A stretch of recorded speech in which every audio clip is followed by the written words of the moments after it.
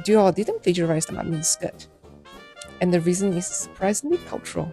I wore a Mamian skirt to the Dior exhibition, not to protest, but to understand why two different fashion worlds looked at the same skirt and saw two completely different things. The Mamian's identity lies in construction, not silhouette.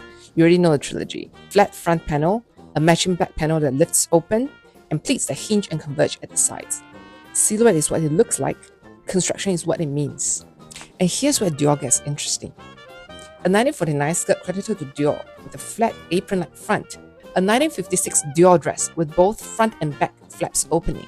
Side by side, the resemblance is uncanny, but the logic behind them wasn't. For Dior, the flaps shaped movement. For the Hanfu revivalists, they encode structure. Here's the cleanest way to explain it. Western fashion protects silhouettes. Chinese fashion conserves structure. In Western fashion, the silhouette is the design, the outline, the waistline, the shoulder line. That's a creative part. Designers sketch, ateliers execute. Pattern making, that's considered technical craft and execution, not an idea. That's why Western copyright literally said, construction is functional, and functional things can't be copyrighted. But in Chinese dressing culture, it's the opposite. Structure is meaning. Panels, seams carry cosmology, ritual hierarchy, ethics. Since the Book of Rites, construction wasn't technical. It was philosophical, designed, fit for kings, sage, and down to the commoners. Pattern logic wasn't how you make a garment. It was a vocabulary of the garment. In the West, pattern is craft. In China, pattern is cosmology.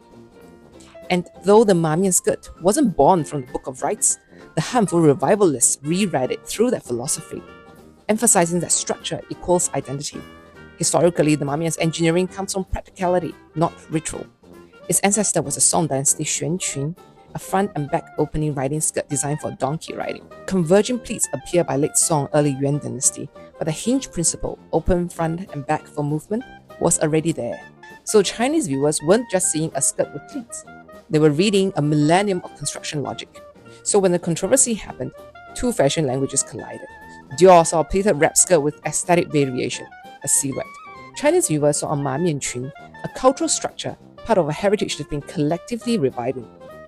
One skirt, two systems, two readings, no shared vocabulary. So the meanings didn't translate.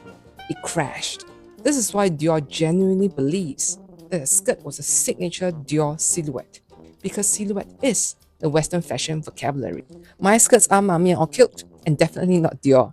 They are conversation. From town horse imagery to my year of the horse skirt, the Japanese fans to the Art Deco geometry, tied back to mean structure, my skirts carry old worlds into the present. Driven by the Mamian's original focus on movement and practicality and the main emphasis on decorum, they are made to measure, custom textile, pockets, because everyone needs pockets. Magnetic closures that prevents Marilyn Monroe moments that Mamian skirts are known for.